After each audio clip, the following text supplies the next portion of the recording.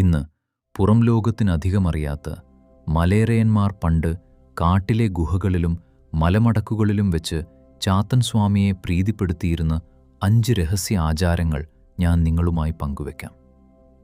ഒന്നാമത്തെ രഹസ്യം: ഭൂമി സ്പർശസേവ.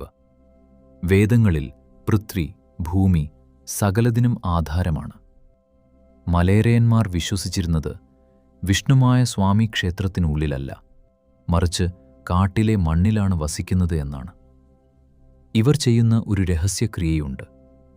വെറും നിലത്ത് മണ്ണിൽ തൊട്ട് സ്വാമിയെ വിളിക്കുക.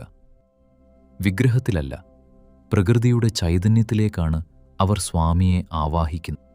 ഓം പൃഥ്വിതത്വവശ്യമായ വിഷ്ണുമായ എന്ന ഭാവത്തിൽ പ്രകൃതിയെ അറിഞ്ഞു ചെയ്യുന്ന ഈ പൂജയാണ് സ്വാമിക്ക് ഏറ്റവും പ്രിയങ്കരം. മണ്ണിൽ തൊട്ട് സത്യം ചെയ്യുന്ന ഭക്തനെ സ്വാമി ഒരിക്കലും കൈവിടില്ല. വീഡിയോ ദൈർഘ്യം കൂടുതലുള്ളതിനാൽ ബാക്കി